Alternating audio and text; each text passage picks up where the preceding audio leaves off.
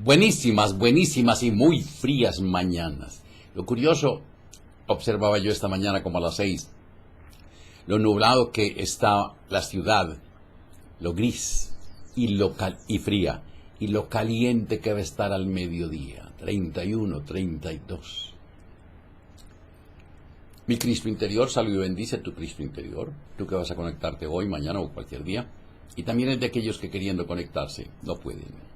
Hoy es jueves 11 de febrero de 2016. El programa es el número 1170. Que el espíritu de sabiduría descienda sobre nosotros todos y nos ilumine. A mí para decir lo que debo decir, a ustedes para comprenderlo. Gracias por sus correos, gracias por lo que en ellos expresan, gracias por sus manifestaciones y buenos deseos de bienestar y salud para conmigo. Gracias. No debo uno solo. Tal vez sí. Este programa es rarísimo, pero es necesario. Con todo y lo denso, es necesario. Léanlo varias veces. Sí, es muy importante. Física cuántica. ¿Han oído ustedes esa expresión en los últimos años? Física cuántica. La física cuántica confirma que creamos nuestra realidad. Durante décadas, los poderes de la mente han sido temas asociados al mundo esotérico, como quien dice, cosa de locos. La mayor parte de la gente desconoce que la mecánica cuántica, es decir, el modelo teórico y práctico dominante hoy en día en el ámbito de la ciencia, ha demostrado la interrelación entre el pensamiento y la realidad. Que cuando creemos que podemos, en realidad podemos. Sorprendentes experimentos en los laboratorios más adelantados del mundo corroboran esta creencia. El estudio sobre el cerebro ha avanzado mucho en las últimas décadas mediante las tomografías. Conectando electrodos a este órgano, se determina dónde se produce cada una de las actividades de la mente. La fórmula es bien sencilla. Se mide la actividad eléctrica mientras se produce una actividad mental, ya sea racional, como emocional, espiritual o sentimental, y así se sabe a qué área corresponde esa facultad. Los experimentos en neurología han comprobado algo aparentemente descabellado. Cuando vemos un determinado objeto, aparece actividad en ciertas partes de nuestro cerebro. Y cuando se exhorta al sujeto a que cierre los ojos y lo imagine, la actividad cerebral es idéntica. Entonces, si el cerebro refleja la misma actividad cuando ve que cuando siente, llega la gran pregunta: ¿cuál es la realidad? La solución es que el cerebro no hace diferencias entre lo que ve y lo que imagina, porque las mismas redes neuronales están implicadas. Para el cerebro es tan real lo que ve como lo que siente, afirma el bioquímico y doctor en medicina quiropráctica Joe Dispenza en el libro ¿Y tú qué sabes?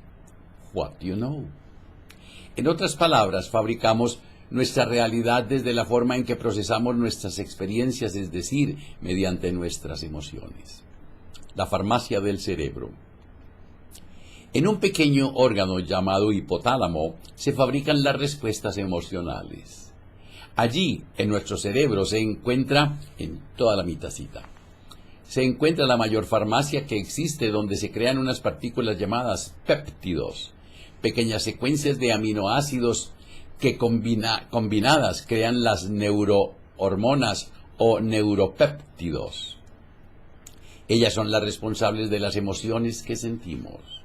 Según John Hagelin, profesor de física y director del Instituto para la Ciencia, la Tecnología y la Política Pública de la Universidad Maharishi, dedicado al desarrollo de teorías del campo unificado cuántico, hay química para la rabia, para la felicidad, para el sufrimiento, la envidia, los celos, el amor, entre otras. En el momento en que sentimos una determinada emoción, el hipotálamo descarga esos péptidos, liberándolos a través de la glándula pituitaria hasta la sangre, la cual los conectará con las células que tienen esos receptores. El cerebro actúa como una tormenta que descarga los pensamientos a través de la fisura sináptica. Nadie ha visto nunca un pensamiento, ni siquiera en los más avanzados laboratorios, pero lo que sí se ve es la tormenta eléctrica que provoca cada actividad mental, conectando las neuronas a través de las fisuras sinápticas. Cada célula tiene miles de receptores rodeando su superficie, como abriéndose a esas experiencias emocionales. Candace Pert, poseedora de patentes sobre los péptidos modificados y profesora de la Universidad de Medicina de Georgetown, lo explica así: cada célula es un pequeño hogar de conciencia. Una entrada de un neuropéptido en una célula equivale a una descarga de bioquímicos que pueden llegar a modificar el núcleo de la célula. Nuestro cerebro crea los neuropéptidos y nuestras células se acomodan a recibir cada una de las emociones como ira, angustia, alegría, envidia, generosidad, pesimismo, optimismo o celos. Al acostumbrarse a ellas, se crean hábitos de pensamiento. A través de los millones de terminaciones sinápticas, nuestro cerebro está continuamente recreándose. Un pensamiento o una emoción crea una nueva conexión que se fortalece cuando pensamos o sentimos algo en repetidas ocasiones. Así es como una persona asocia una determinada situación con una emoción. Una mala experiencia en un ascensor, como quedarse encerrado, puede hacer que el objeto ascensor se asocie al temor a quedarse encerrado. Si no se interrumpe esa asociación, nuestro cerebro podría relacionar este pensamiento-objeto con esa emoción y reforzar esa conexión, conocida en el ámbito de la psicología como fobia o miedo, claustrofobia. Todos los hábitos y adiciones operan con la misma mecánica. Un miedo a no dormir, a hablar en público, a no tener el amor de los padres, a enamorarse, puede hacer que recurramos al licor, a una pastilla, a una droga o a un tipo de pensamiento nocivo. El objetivo inconsciente es engañar a nuestras células con otra emoción diferente, generalmente algo que nos excite, distrayéndonos de aquel miedo. De esa manera, cada vez que volvamos a esa situación, el miedo nos conectará inevitablemente con la solución, es decir, con la adicción. Detrás de cada adicción, drogas, personas, bebida, juegos, sexo, televisión, hay un miedo insertado en la memoria celular del cual queremos huir. La buena noticia es que en cuanto rompemos ese círculo vicioso, en cuanto quebramos esa conexión, el cerebro crea otro puente entre neuronas que es el pasaje a la liberación, porque como ha demostrado el Instituto Tecnológico de Massachusetts en sus investigaciones con lamas budistas en estado de meditación, nuestro cerebro está permanentemente rehaciéndose incluso en la ancianidad. Por ello, se puede desprender y volver a aprender, se puede desaprender y volver a aprender nuevas formas de vivir las emociones. Mente creadora. Los experimentos en el campo de las partículas elementales han llevado a los científicos a reconocer que la mente es capaz de crear. En palabras de Amit Goswami, profesor de física de la Universidad de Oregón, el comportamiento de las micropartículas cambia dependiendo de lo que hace el observador. Cuando el observador mira, se comporta como una onda y como una partícula cuando no lo hace. Ello quiere decir que las expectativas del observador influyen en la realidad de los laboratorios y cada uno de nosotros está compuesto de millones de átomos. Traducido al ámbito de la vida diaria, esto nos llevaría a que nuestra realidad es, hasta cierto punto, producto de nuestras propias expectativas. Si una partícula, la misma parte de materia que nos compone, puede comportarse como materia o como onda, nosotros podemos hacer lo mismo. La realidad molecular.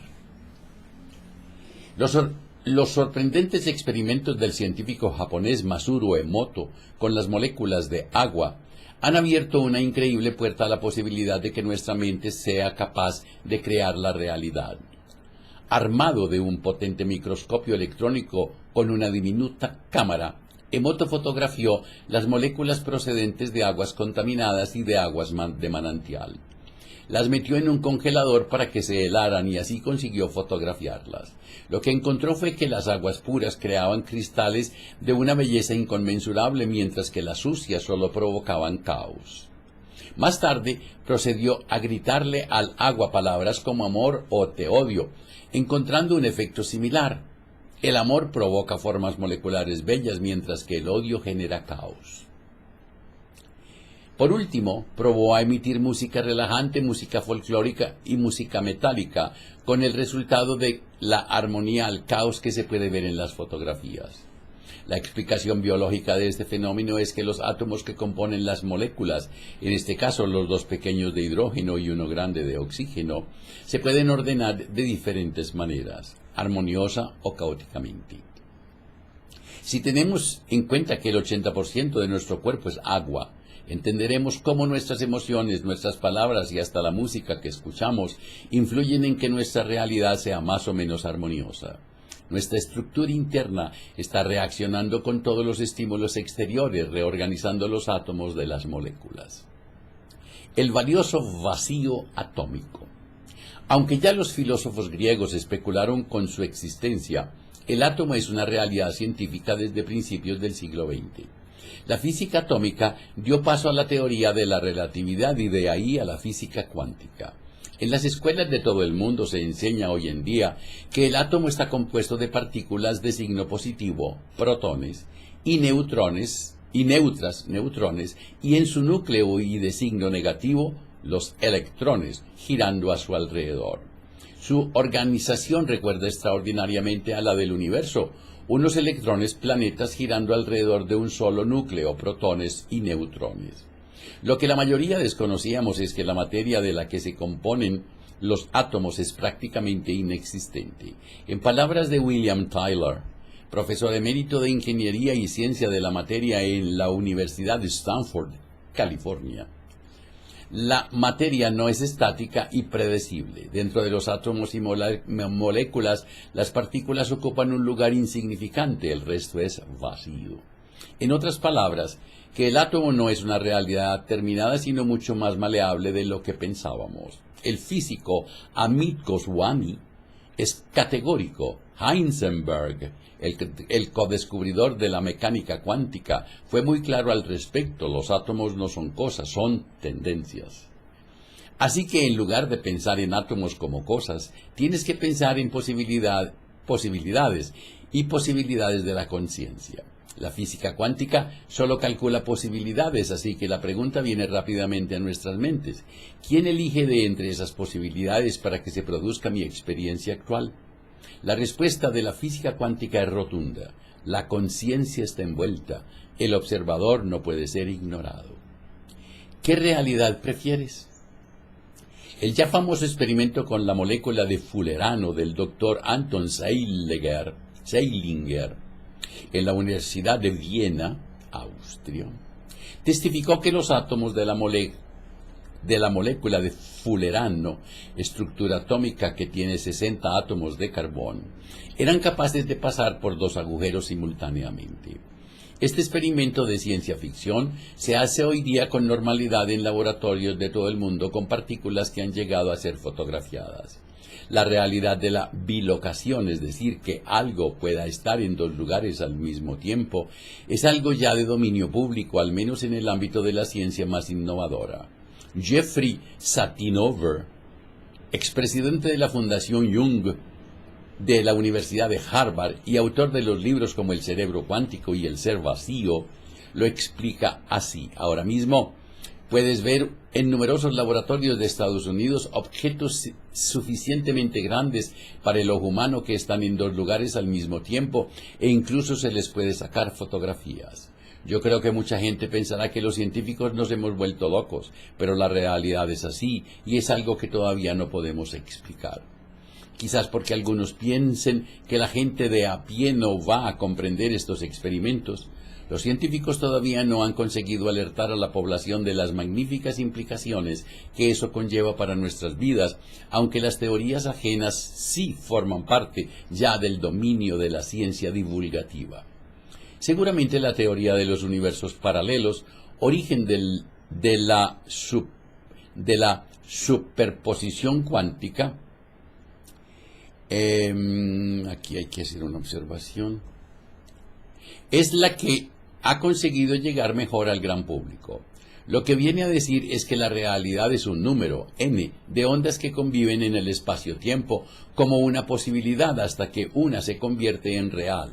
Eso será lo que vivimos.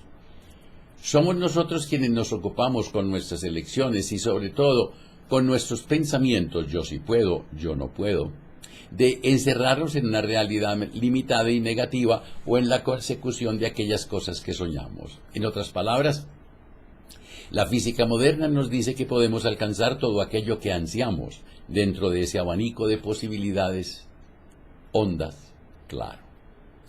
En realidad, los descubrimientos de la física cuántica vienen siendo experimentados por seres humanos desde hace milenios, concretamente en el ámbito de la espiritualidad. Según el investigador de los manuscritos del Mar Muerto, Greg Braden, los antiguos esenios, la comunidad espiritual a la que dicen perteneció Jesús, tenían una manera de orar muy diferente a la actual. En su libro El efecto Isaías, descodificando la perdida ciencia de la oración y la plegaria, Braden asegura que su manera de rezar era muy diferente a la que los cristianos adoptaron. En lugar de pedir a Dios algo, los esenios visualizaban que aquello que pedían ya se había cumplido. ¡Qué interesante! Pero llegó a la religión católica y puso a Dios de por medio. ¡Ah! Una técnica calcada de lo que hoy se utiliza en el deporte de alta competición sin ir más lejos. Seguramente muchos han visto en los campeonatos de atletismo cómo los saltadores de altura o pértiga realizan ejercicios de simulación del salto. Interiormente se visualizan a sí mismos ni más ni menos que realizando la proeza. Esta técnica procede del ámbito de la psicología deportiva, que ha desarrollado técnicas a su vez recogidas del acervo de las filosofías orientales. La moderna programación neurolingüística, usada en el ámbito de la publicidad, las relaciones públicas y de la empresa en general, coincide en recurrir al tiempo presente y a la afirmación como vehículo para la consecución de los logros. La palabra sería un lapso más adelante en la creación de la realidad, por lo que tenemos que tener cuidado con aquello que decimos, pues de alguna manera estamos atrayendo esa realidad. La búsqueda científica del alma. En las últimas décadas, los experimentos en el campo de la neurología han ido encaminados a encontrar dónde reside la conciencia. Fred Alan Wolf, doctor en física por la Universidad de California, filósofo, conferenciante y escritor, lo explica así. ¿Y tú qué sabes? Y de la que se espera la segunda parte en pocos meses. Los científicos hemos tratado de encontrar al observador, de encontrar la respuesta a quien está al mando del cerebro. Sí, hemos ido a cada uno de los escondrijos del cerebro a encontrar el observador y no lo hemos hallado. No hemos encontrado a nadie dentro del cerebro, nadie en las regiones corticales del cerebro, pero todos tenemos esa sensación de ser el observador. En palabras de este científico, las puertas para la experiencia del alma están abiertas de par en par. Sabemos que lo que el observador hace, pero no sabemos quién o qué cosa es el observador. Nuestro cerebro, un ordenador que procesa información. A cada segundo, en una vida como la moderna, llena de estímulos, nos bombardean enormes cantidades de información. El cerebro solo procesa una mínima cantidad de ella. 400.000 millones de bits de información por segundo. 400.000 millones de bits. Los estudios científicos han demostrado que solo somos conscientes de 2.000 de esos bits referidos al medio ambiente, el tiempo y nuestro cuerpo. Así pues, lo que consideramos la realidad, es decir, aquello que vivimos, es solo una mínima parte de lo que en realidad está ocurriendo. ¿Cómo se filtra toda esa información? A través de nuestras creencias. El modelo de lo que creemos acerca del mundo se construye desde lo que sentimos en nuestro interior y de nuestras ideas. Cada información que recibimos del exterior se procesa desde las experiencias que hemos tenido y nuestra respuesta emocional procede de esas memorias. Por eso, los malos recuerdos nos impulsan a caer en los mismos errores. ¿Cómo romper con esos malos hábitos del pensamiento? El cerebro crea esas redes a partir de la memoria, ideas, sentimientos, emociones. Cada asociación de ideas o hechos incuba un pensamiento o recuerdo en forma de conexión neuronal que desemboca en recuerdos por medio de la memoria asociativa. A una sensación o emoción similar reaparecerá ese recuerdo en forma de idea o pensamiento. Hay gente que conecta amor con decepción o engaño, así que cuando vaya a sentir amor, la red neuronal conectará con la emoción correspondiente a cómo se sintió la última vez que lo sintió. Ira, dolor, rabia. Según Joe Dispenza, si practicamos una determinada respuesta emocional, esa conexión sináptica se refuerza y se refuerza. Cuando aprendemos a observar nuestras reacciones y no actuamos de manera automática, ese modelo se rompe. Así pues, aprender a ver esas emociones es la mejor manera de evitar que se repitan. La llave es la conciencia. La mecánica de la erección. La mejor metáfora del pensamiento creador es el miembro masculino. Una sola fantasía sexual, es decir, un pensamiento erótico, es capaz de producir una erección con toda la variedad de glándulas endocrinas y hormonas que participan en ello. Nada hay fuera de la mente del hombre, pero sin embargo se produce un torbellino hormonal que desemboca en un hecho físico palpable. Del lado femenino también el poder del pensamiento asociado al erotismo se convierte a menudo en hechos físicos, demostrando la capacidad del pensamiento para crear situaciones placenteras o adictivas. Los más firmes defensores del poder de la visualización llegan a proponer que se puede obtener a través de ella casi todo lo que deseamos. Pidan las memorias. Eso es todo. Cuando te abrazas, cuando te quieres, cuando te amas, la vida te abraza, la vida te quiere, la vida te ama. Mañana hablaremos de la vida después de la vida. Perdón, mañana. El lunes, porque mañana si sale el sol será viernes. Que la prosperidad, la armonía, la salud, la sabiduría y el amor sean con ustedes y sus familias, conmigo y mi familia. Si hoy tienes un momento de rabia, de tristeza, de ira, de celos, invoca al espíritu de sabiduría, pídele que descienda sobre ti, que te ilumine, y tú cuéntale. Y si en tu relato hayas algo mal puesto contra alguien en tu corazón, perdónalo, ámalo, agradece, olvida. Y si ese alguien eres tú, perdónate, ámate, agradece y duérmete. Y no se les olvide reír, pero por nada, nada, nada, pero nada, nada, nada.